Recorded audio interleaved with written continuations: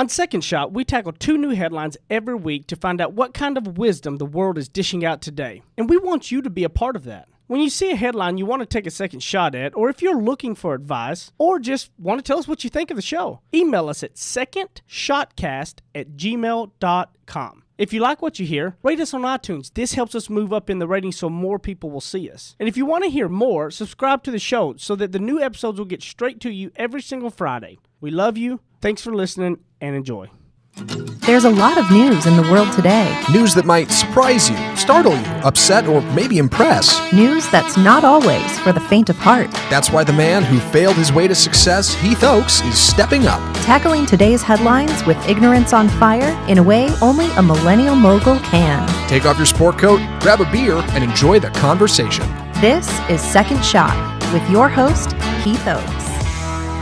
Well, I'm supposed to be cruising through some islands in the Caribbean, loving life, and yet I'm stuck in here, in this studio. No, I can't complain. I love it here. This is good times. I was in the Bahamas over the weekend. You're looking tan. Yeah. I actually use sunscreen, but we got Zach in. What's up, buddy? How's it going? Matt, I think, is Matt's mic hot? Yeah, I'm here. Yeah. He's I'm in here. there. Yeah. And we got a special guest for everybody. Got John Parsons on today. What's up, John? Not much. Thanks for having me. John is one of the district managers there with Colonial for us. He's top in the country. Yeah. Literally number 1 in the country. Oh, good Lord. John, welcome to the show. Yeah. And, thanks for having me. Excuse me. Yeah, I apologize. Running his insurance agency. They do several million a year. Yeah. And so figured he was coming up because he actually won a contest that I had. So last year I had a contest in the first quarter for a Rolex. Mm-hmm. John won the Rolex. Oh, all right. And then this year I had a contest for some custom,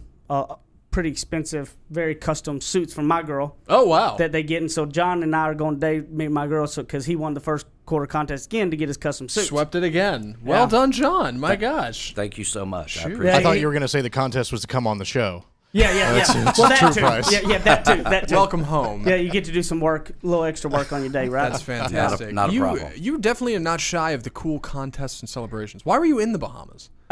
We won Territory of the Year. Yeah. Yeah, so as a territory, we were number 1 in the country last year as well. And John was actually number 1 medium officer of the year in the country. Wow. John, so basically congrats. 2 years in a row. Well too. earned. Yeah. Well done. Thank you so much. That was a pretty special moment for us last year winning that. So. And he's supposed to be down there too, but he didn't go. I have to work, so Heath doesn't have to next year. So No time to celebrate with all this Yeah. work to be done. Yeah. I can respect that. very blessed to have a strong group of people in my office that made that happen last year. So You're gonna have to. You're gonna have to they give get us credit for it. You're gonna have to give us some advice in the third segment. Yeah, I want to learn a little bit more about you and I don't know, the secret, I guess. Yeah, tell the rest of us. Give us a little bit of that he has insight. a very interesting story as well. Really? Throughout it all. Yeah, because it wasn't the natural, it wasn't the normal, take. So we won't get into it now. We'll get into third, but it's actually very interesting. It's not the normal it's different. Stay it's pretty tuned. interesting. Yeah. Well, we should get to our first headline. right? Absolutely. Yeah, I was going to say, this one comes from Javier, friend of the show. I appreciate him sending this over. The first headline out of Star Telegram, UTA needles firing of cross, or UTA needless firing of cross. I'm the dumb one here. What Zach. happened? I'm the one I'll that tell you can't what this read. is. What is up with you? You're the genius. I'm the dumb one. For those who don't know, normally we record this show in the afternoon, and today he comes in hot in the morning. This man comes in with a monster That and matches. the number 1 salesman and a half dozen of the finest kolaches you can get in DFW. I heart kolaches. I heart kolache. We have got to try to get them on the show. They're phenomenal. At some point. Yeah. And so, yeah, I had one of those, and I don't know. Yeah, it messed me up, man. It's so good. I couldn't believe it. But, yes, I'll get right back to the headline. UTA, needless firing of cross doesn't fix the problem. For those who don't know, UT Arlington recently fired their Division I coach, Scott Cross, who won 20 games in 3 straight years. Kind of a surprise, but people are speculating the reason he got fired wasn't because of his wins. It's because he couldn't fill up their new stadium. He couldn't get enough people in the seats. Like, despite the fact that the team was doing well, it somehow fell on the coach to be able to get people in to watch the game. And when they weren't selling enough tickets, they figured, you know what? You're just not performing, bud.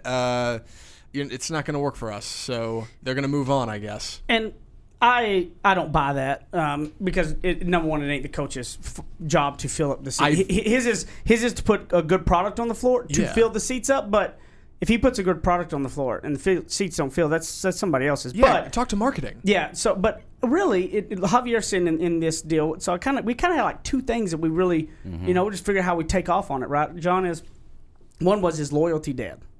Javier asked. He said, "Is loyalty dead?" And then I was thinking about there's always two sides to the story because there's definitely much more to this story than he pissed somebody off somewhere. Something happened because you don't win like that and then them do it all the time, right? Or maybe it is loyalty, right? What are your thoughts on that, John? I think loyalty is somewhat dead. I think a lot of people are in it for themselves, and they don't stay true to the people they associate themselves with.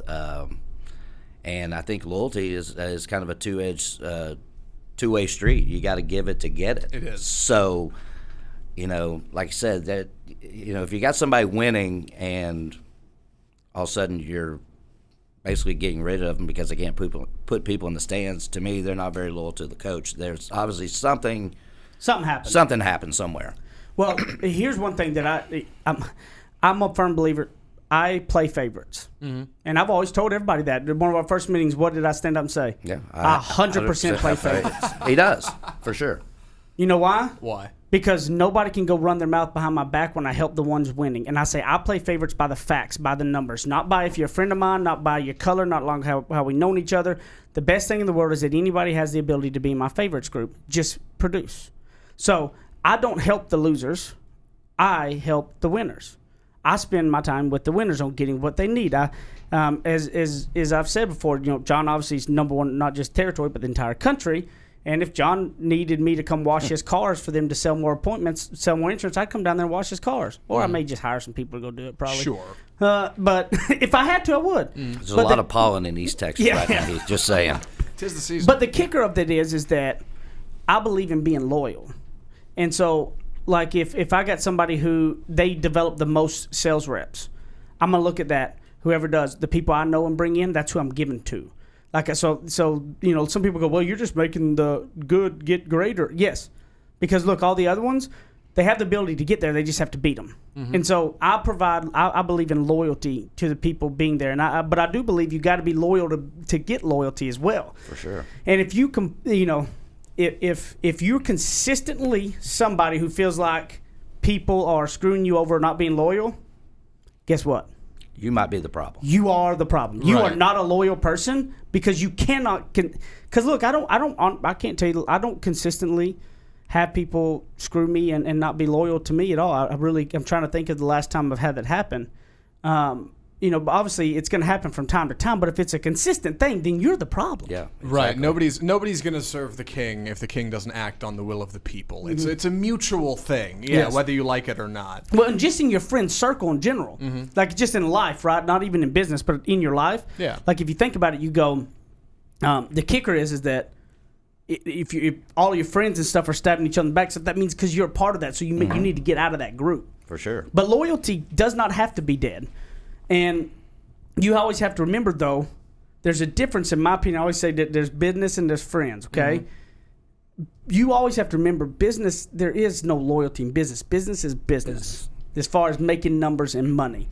And you have to remember that, for instance, I'll give you a good example. Colonial Life. I love Colonial Life. I'm loyal to Colonial Life. I don't have blind loyalty that it is still a corporation. I believe the fact, yes, they take care of me, but I'd make them a lot of money. So I'm not ignorant to the fact of why they would make me feel special, right? Sure. They are good people. But the people in that corporation change over time. The corporation's there. So when people go, well, I was loyal to them 20 years ago, well, the same people running that company are different. You can't look at the company as something that is the people can change. I'm loyal to Colonial. They're loyal to me. I don't have blind loyalty to it. Well, it sounds counterintuitive because on the one hand, you're right. Business is business. Business is cold, hard numbers. But when you think of something like, say, a startup getting a like a VC capital loan, right? That seems like, well, we believe in what you're doing. We're going to go with it. But what it is really is we looked at your numbers. We looked at your forecast. We think this is a good investment. Yes. That's it. Yeah, it's not, you know what, handshake agreement. You seem like a good guy. We're going for it. It's, no, we think this is a good idea because we looked at the numbers and we think it's good. Yeah, that doesn't happen anymore, really. Not really. No, not so much. I was recently at the Dallas Startup Week and ran across a couple stories like that. Yeah. But it does seem a little counterintuitive to what you said before as far as playing favorites and being loyal to winners, because I know you as the guy who's willing to take a chance on somebody who doesn't seem like they would do well. Okay, so let me make sure you understand this. Yeah. I still love and help the people that's struggling. Yeah. If they're down, I mean, John was in a position at one point where they weren't doing very well 3 years ago. So, right? Absolutely. Did I crap on you when you were down? No. But did I come down there and give you everything, all this extra stuff? Absolutely. Well, I mean, Absolutely. but I didn't like give you all this. I didn't come and say like, oh, I'm gonna spend every waking moment with John and them. Yeah, you didn't do it for him. No. Yeah. No, not at all. And that's the difference. It's like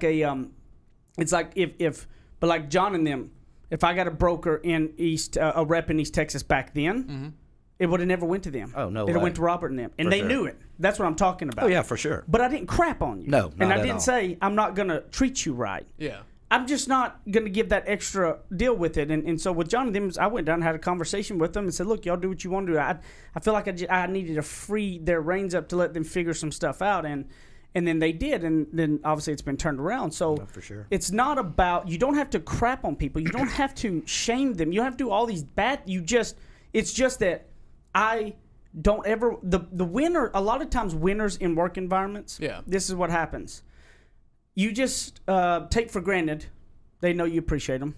You give them more work to do because the others can't do it, right? Mm-hmm. So next thing you know, the winner is going to another opportunity because you forget about them because you just expect them to do it and you pile more work on them. So then the losers are getting less work to do because you know the winner will finish it. That doesn't seem right? Like I do my job well and I get more versus the other person's not doing their job, so you give their job to me because you know they can't finish it. That's what happens. No. I kind of get it. There's always another mountain to climb, yes. right? Oh, for sure. And the argument is the people who are struggling, they're still on that mountain. Yes. The people who are at the top, they're looking for the next one. And you got to keep them going, right? And there's two different people Yeah. Of the ones that go. And John, with salespeople and stuff, I will, and John will. If you got the try, hey, I'm there. Yep. Yeah. It's the ones that when they stop trying, Oh, yeah. I've seen. I was one of them. Yeah. I was one of them. Sure. I get it. And, that conversation we had that day at the bank building. So much for not talking with your hands Yeah, on. for sure. Yeah, yeah, what did he say at the beginning? Good thing is I don't talk with my hands. I don't talk with And my It it's hands. been- happens. Yeah. And, you came in and gave us some really good advice. It wasn't, you didn't come club us over the head like Yeah. a Norwegian seal. Yeah. And, I think that was the turning point in the rise of that office was, hey, go out and celebrate some small moral victories when it would have been really easy to come in and crap on us and say, hey, you guys are terrible and you're not doing what you're supposed to be doing. And you really guided us the right direction. I think that was really the pivotal point for our office. Yeah. And that's where it kind of turned. And that's what I want you to understand. It's not that I play favorites in the fact that when I put stuff in line, I'm gonna keep adding to those. I don't forget my winners because I believe winners get forgotten. They get that's what happens. But I don't, even the ones struggling, I never crap on them. I don't believe in hitting the man while they're down. I believe in helping them, but I'm not like if I got somebody struggling over here, not really doing it, and I got somebody really winning, killing it, what happens is you usually end up spending your time trying to get the struggling up so much you forget about your winner. And they move on. Exactly. So I'm saying Yeah. you can't forget about them. I don't. And so loyalty is not dead. I really don't believe loyalty is dead. I believe that sometimes we just forget what we need to be loyal with. Like realizing that a company is made up of people, and those people in that company change over time. So you can't be blind loyal to a company forever because the people are who you should be loyal with, and they change, right? People change. So just kind of remember that. And I believe if you look around, not a loyal person, it's all your fault. So we'll be back in a minute for second segment of Second Shot.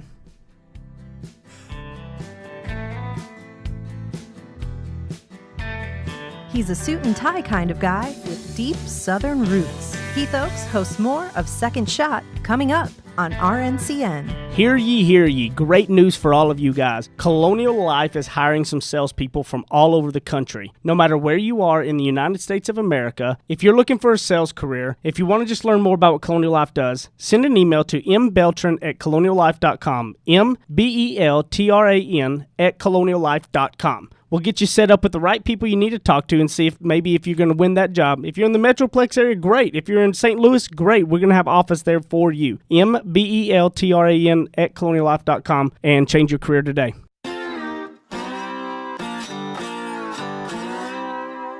Ready? Aim. Fire. Second Shot is back for another round on RNCN. I had to make sure that I really gave Zach some special instructions on this next headline because I don't want us to get extremely far off in the weeds of this, but I think John had a really good, like, just in general life of stuff around the idea of this, but understand this headline is not what our the take is per se. So. Right. There's a lot of news that you might hear about that isn't particularly on this show that we kind of don't talk about because we don't want to get in the weeds on things and it's easy to get carried away. But this one we thought, you know what? There's something here we can talk about and we have a different spin on it. So hear us out. Listen to the segment. Send us an email. Let us at secondshotcast@gmail.com. It'll be great. Here it is. Trump denies knowing about hush money payment to porn star Stormy Daniels. President Trump denied knowing about his lawyer's $130,000 payment to a porn star before the 2016 presidential election. There's a lot of ways to go on this. Heath, what is the second shot here?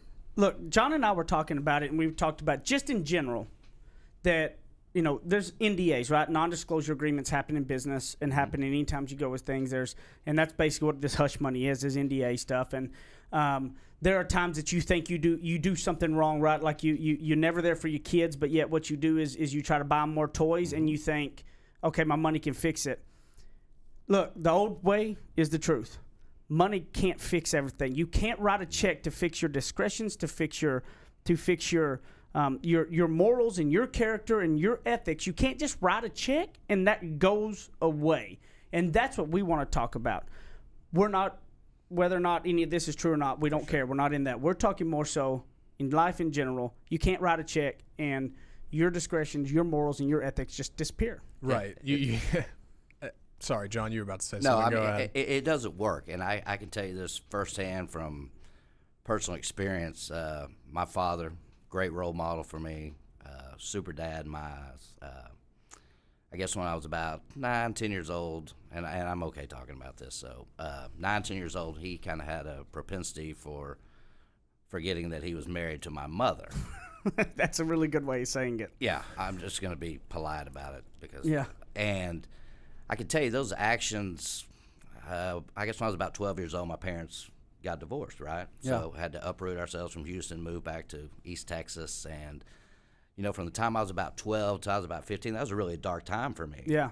I had It's hard to understand at that age. I couldn't wrap my head around it, right? Yeah. I mean, I knew what was going on, but I couldn't really wrap my head around it. So from the time I was about 12 to I was about 15, I mean, it kind of put me into a really dark place, right? I was playing my parents against each other, my mom, this is your fault, dad, this is your fault.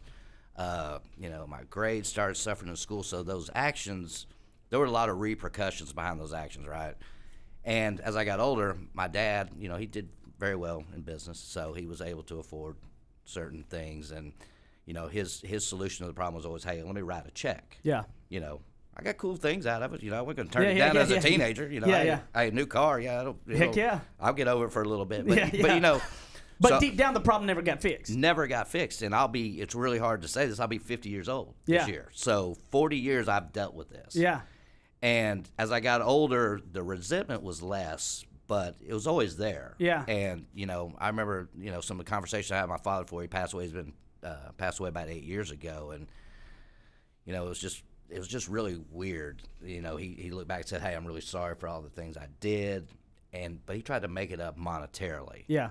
Because that was the only thing he knew. Yeah. Not that he didn't care, but that's all he knew. Yeah. He thought the stroke of a pen will solve a lot of problems. Yeah. And it was like putting a Band-Aid on a severed artery. You know, it still was bleeding. Yeah. And, he could have given me $5 or $50 million. At the end of the day, the money wasn't going to fix the problem. I still heart. had it in my heart. Yeah. And I deal with it every day. As I've gotten older, I've learned to. But deal his with heart didn't change, right? Like, I mean, that was the thing. Is like you can't just writing a check doesn't mean you personally change, right? Right.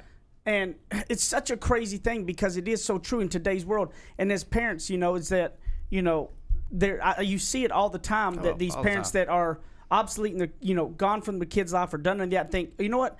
I'll just keep writing a check. I'll buy them something cool, do something this, and that can fix it. When for sure. That's not going to. And it's like you can't fix your ethics and your morals because of a check. No, you got to fix yourself. You got to fix yourself.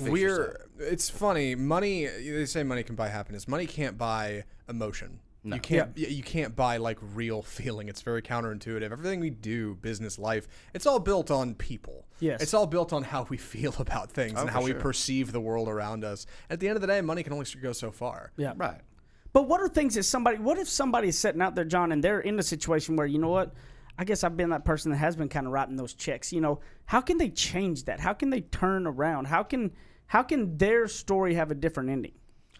I think you gotta take a long look at yourself and say, obviously, these actions that I did from the past, here we go again with the hand talking, that I did in the past have come back to cost me.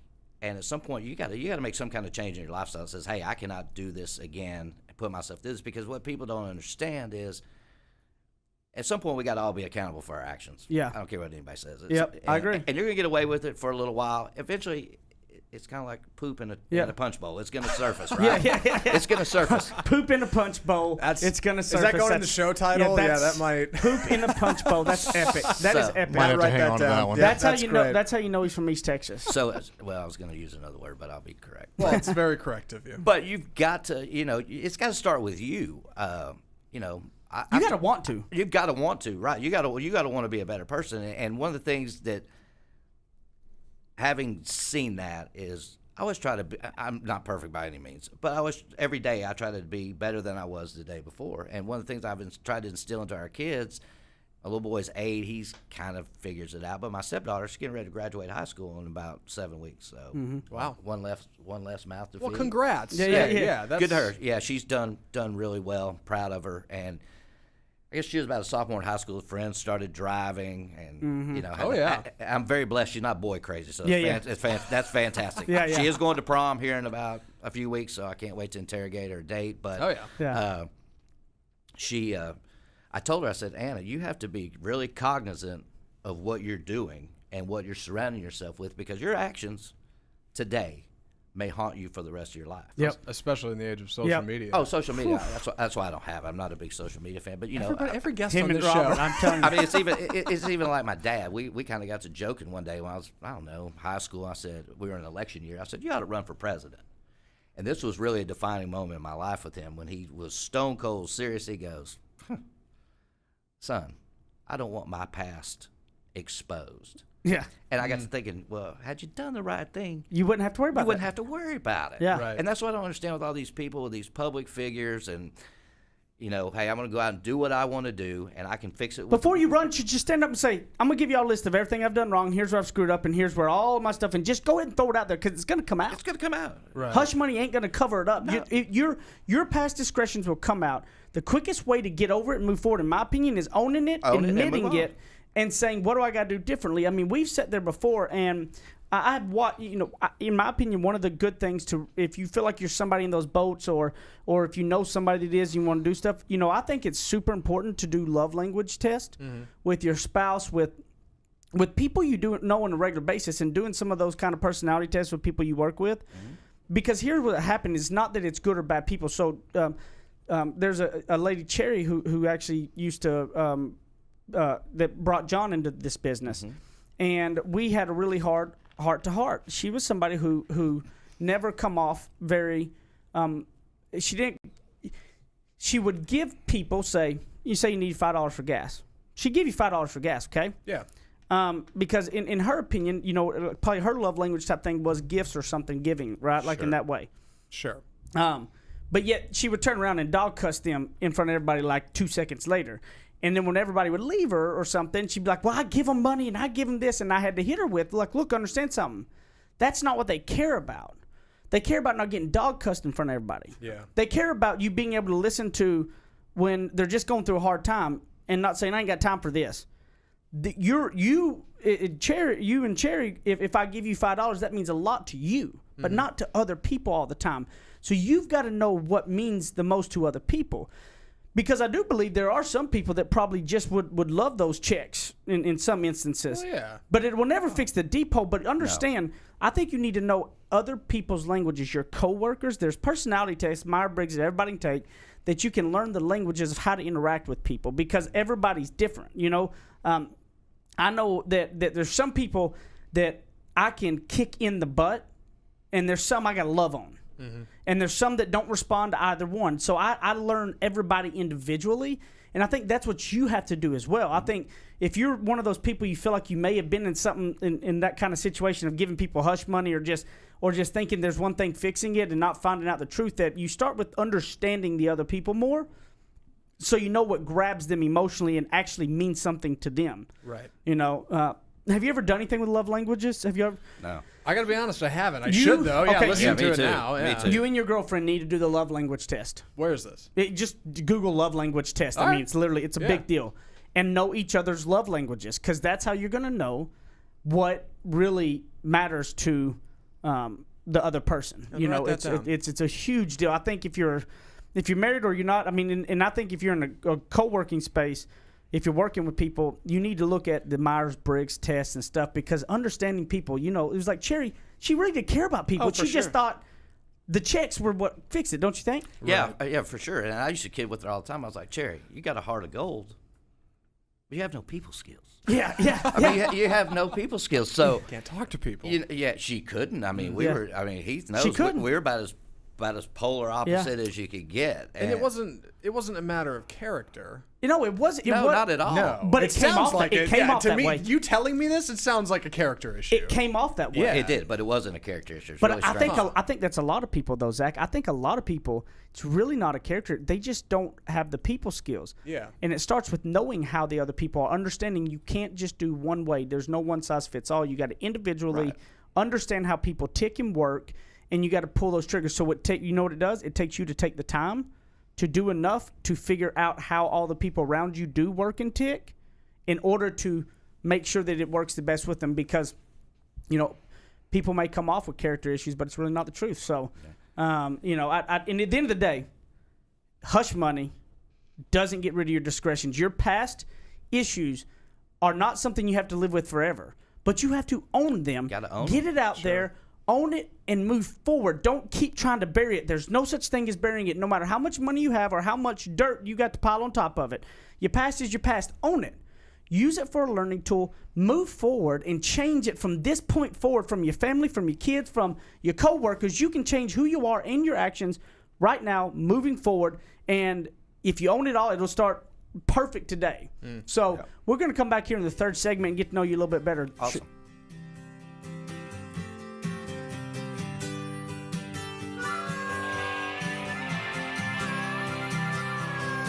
Now that's what I call ignorance on fire. More of Second Shot with Keith Oakes still to come. To all of my friends in the great state of Texas, if you have not taken advantage, I have a way to save you a ton of money.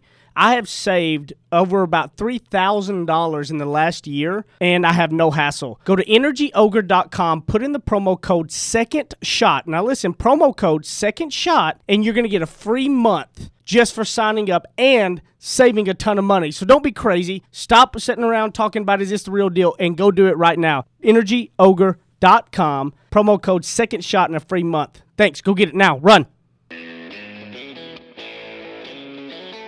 Kick off your boots or suit up. The choice is yours. Welcome back to Second Shot on RNCN.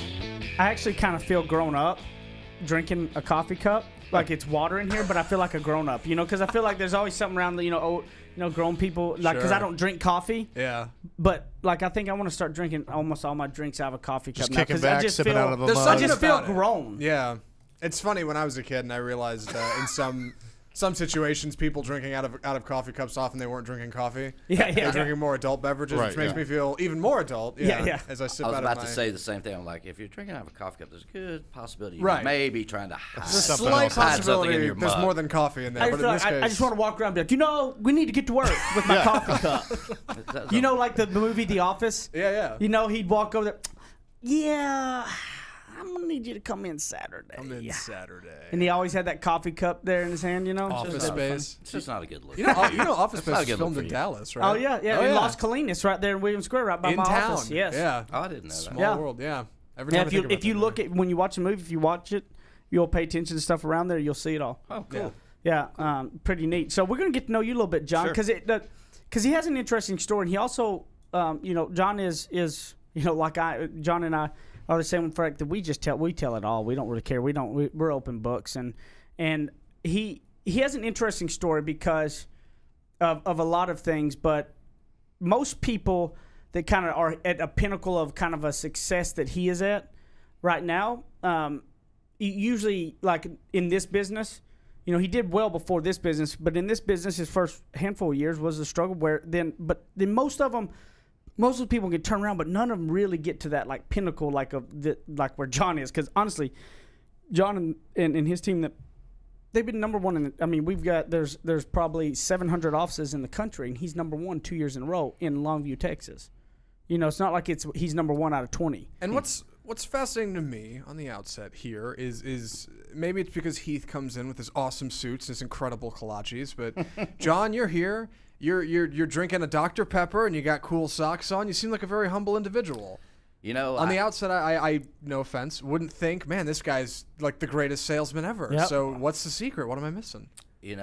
And kind of tell them a little bit of your backstory. Right. Yeah. Let's start with you. You want to start with the Colonial story? Or, Whatever you want. Yeah. I spent 20 years in the wholesale beer business prior to getting into the insurance business. All right. Wholesale beer. Cool gig. All right. Had a lot of friends when I drank for Yeah, I free. bet you did. I It's did. like all of a sudden your friends disappear when Yeah. you go to insurance Right. because Yeah, they're like, that's not really Insurance. That's not really sex anymore, and you don't Right. drink for free, so we're out. Come on now. So I did that, and made other people a lot of money. Yeah. Did really well in that, and then one day I was a victim of some restructuring, realigning, and hey, we don't really need you anymore. Oof. And 40 years old, at the time with a 9-month-old child, so I can assure you what happens in Vegas does not always stay in Vegas. So moved back from Longview, had been out in West Texas, and had my resume out one day, and a gentleman from Colonial called me who will remain anonymous. Yeah. That was there before Heath. We'll just leave it at that. Okay. And didn't really have much interest in it. Went and sat through the interview just out of respect for them calling me. Thought it was the right thing to do. So if anybody's listening, I've called you for an interview. Please show up on Wednesday. and they never show up. Yeah, exactly. So did that. Got started, and the first 6 months was just a train wreck. Yeah. I mean, we ate a lot of ramen noodles at my house. Yeah. Who hasn't, right? At some point. Well, we're doing well now. We're up to Spam. Okay. Yeah. We're doing really It's good. a big step. Next up, Vienna sausage. Look, Huge. hey, Yeah. look, you lie to your friends, I lie to mine. We ain't got to lie to each other. So got started, and I was always kind of middle of the pack, I guess you could say. And I would go to these meetings and see these other people doing really well, and I was like, man, they're not any better than I am. Sure. They're not, not as, I like to think not as talented as I was, but I was my own worst enemy. I knew what to do, but I couldn't pull the trigger every single day. And if you looked at my, He would get hot for little spurts. yeah, Okay. yeah. So if I pulled up my graph at Colonial, it'd probably look like a blood pressure reading. Yeah. It's like, one year I'd have it figured out, the next year I didn't have it figured out. I tried it my way. So it was just a lot of inconsistencies, right? And that I always tell people that, and I talk about this in recruiting, I don't know if I've even shared this with Heath or not, was fourth quarter of 2015, one of my down years, and one of a few, actually. And I was getting dressed to go to work one morning, or through the motions of going to work. And I looked myself in the mirror one day and I said, hey, if I was paying you out of my own pocket, I would fire you. You ever tried to fire yourself? Yeah. That's tough. That's tough. That's the hardest conversation I've ever had to have, because here was the thing. Both sides of my brain were trying to rationalize with each other, like, hey, you better get your act together. Yeah, I'm going to start that today. You said that last year. So it was like a big internal struggle. We got that up, down, up, down. Up, down, up, yeah, down. Yeah. So it was a lot of peaks and valleys, and stayed on like an emotional roller coaster. And in 2016, I really decided, hey, you know what? I'm going to give this 100% every single day, whether I want to do it or not. I love it. A lot of days I don't want to do it. I mean, Sure. There's a lot of days I love what I do, but there's days that I go, hey, I'm not really excited about going to do this. But I gave it 100% every single day, and became more consistent. Started holding myself accountable, holding other people accountable to what we were trying to accomplish. And then September of 2016, we got dealt a pretty nasty blow in our office. Cherry Martin, a great mentor for me, along with Heath and Robert. So I can't take all the credit for this, and obviously I'm blessed with people around me. Robert, he works directly with Robert too. Oh, okay, Robert Albert, yeah. So I've got a lot of people. I'm very blessed. I surround myself with a lot of people that are a lot smarter than I am. Yeah. And they deserve a lot of the credit. And plus, I had a really strong support system at home. I didn't have naysayers.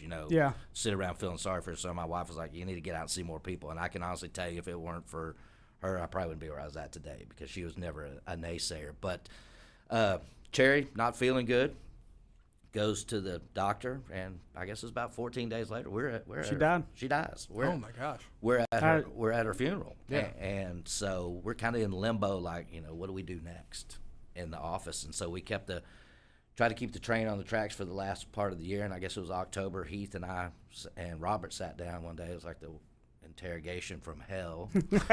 And Sorry. No, it was funny. I mean, Heath like cackling over yeah, there. I mean, I can laugh about it now. Heath and I talk about it on the phone all the time. We laugh about it all the time now. But so he came to me in October and said, "Hey, we want you to take over the office." Okay. And I love Robert. Robert and I have gotten really close in the last couple of years, and I'll never forget, hey, is there anything you want to tell me that I need to do? He goes, "Yeah, real simple. Don't F it up." Classic Robert. Yeah, I mean, Robert. Yeah, it's so Robert. Robert. As we're having a cigarette and he just drives off, I'm like, okay, cool. So, yeah, we finished 2016, Office of the Year, 2017. Beyond killing it. Had some critics out there that were kind of doubting. You're a very humble man about this, yeah. Well, the thing is, honestly, my family keeps me so grounded, because my wife, a lot of things I don't agree with, some things she says sometimes, but, the thing that she always tells me is, you need to remain humble, because this could all go away tomorrow. And it's true with our business. I mean, it could potentially go. I hope not. Well, the only time it does for those people that become cocky and arrogant. Right. The people who stay humble, it doesn't, because they continue to appreciate and be grateful for their people, for their everything that they're in, and they don't lose it. The cocky, arrogant people are the ones that can lose it. Never forget where you came from. No, you never forget where you came from. And like I said, I get a lot of credit for things, but, without having the right people, I mean, I would put my team up against anybody in the country. Sure. They're great people. I've actually had all three of them actually hit. Yeah, but, here's what I want you to understand, too, about him. When I talk about the story, and we talk about at times that when is it that, a lot of people think they're at a spot in life that they can't make a change, and really maybe they're older or whatever. And correct me if I'm right or wrong, but are you making more money you've ever made in your life right now? Oh, absolutely. Okay. At late 40s, new career path at 40 years old after 20 years in one business, and everything changes over. That's the thing that I want people to understand. And you know what? Here's the thing. I can say I never thought, I don't know if I would have been betting every chip I had that John would be doing the level he's at, because what John had shown me and proved to me over 3 or 4 years is that he was consistent at being inconsistent. Yeah. Okay, and that was the facts. Sure was. He had the talent. Here's what John would do. Here's what I always, it was like this. When John needed to make money, it was a great quarter. When it wasn't, when he had some money that he didn't. Right after he made money. Yeah. Don't need it. That's exactly what. That's how. how he did, and it was just never consistent. And so you would see the flashes of talent, but here's the thing: I'd already decided, okay, he's just going to be really average and a good average team player. Sure. Because it was a 3-4 year period. Usually the people that reach the pinnacle of success he has right now, they don't do it after 3-4 years of being. But that just shows you the raw talent he has, though, because he has the raw talent to just go, oh, I'm going to flip this switch and go. Yeah. And when he did, it just continued to go. And And so the thing is I was like, is he going to stay consistent with this? He actually going to, because he has shown me 3 or 4 years in a row, when he wanted to flip the switch, he would. But now, 2 years in a row, he's been flipping that consistent. But now it's another level. Like, even back then when he would flip the switch, it would be like just enough for him to make a little money. Not the level that it's at now that is massive. But, I believe that, there's people out there that are struggling with that same conversation you just talked about in your ears. Mm-hmm. How do you finally make that connection to go consistent with that greatness? I have somebody that for 3 or 4 years there, you hovered just right there, a little bit of average. Yeah, it's one of those things, it's got to start with you on the inside. I got tired of being, I guess, average, you should say. That's a word that we kind of throw around a lot now. But I just got tired of it, and, I'd always go to these meetings, and Heath would have these meetings, and, he used to finish with, well, who's going to be the person we're going to talk about this year? I'd send text to Heath, it's going to be me. He would always respond, it could be. And then I would, this went on for like 2 or 3 years, and he finally was like, no, you're not. Yeah. So it was like, I got tired of living in peaks and valleys, right? Yeah. When it was good, it was really good. When it was bad, it was really bad. And one day, just a light bulb came on one day and said, hey, I can't keep living like this. I can't keep exposing my family to this. We can pay our house payment this month. I don't know about next month. And it was one of those things. I was 40 plus years old, and I decided if this doesn't work, I'm really unrecruitable, and I have to make this work. And I never, Heath and I talk about plan Bs all the time. I never had a plan B.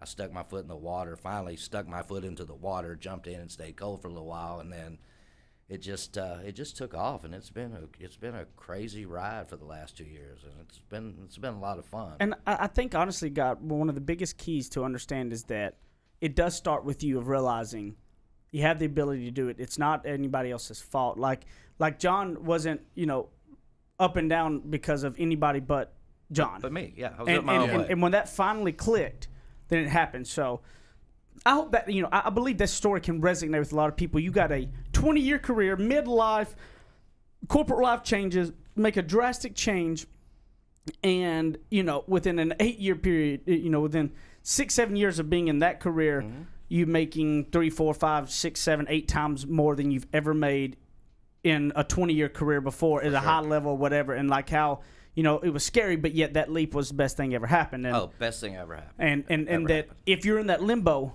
you got to look at yourself in the middle and say, if you were writing your paycheck, would you fire yourself? And that's what I like. I think that day you had a lot of a conversation that goes, can you look yourself in the mirror and say, you know what? If I was writing my paycheck, I'd fire me. And if it is, make a change today. You got to. So, John, kind of like a Robert, probably only LinkedIn, right? Only LinkedIn.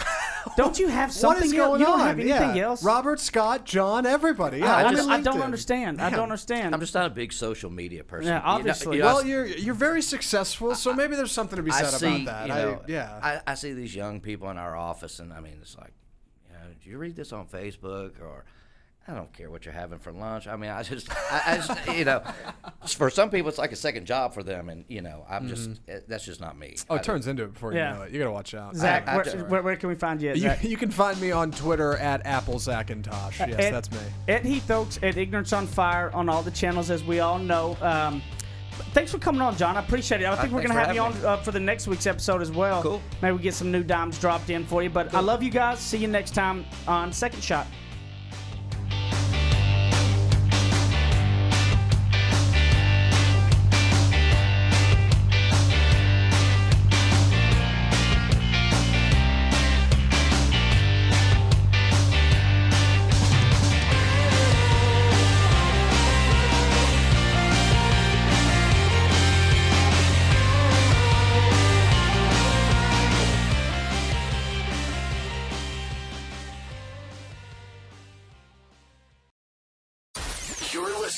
RNCN, the digital destination for premium talk radio.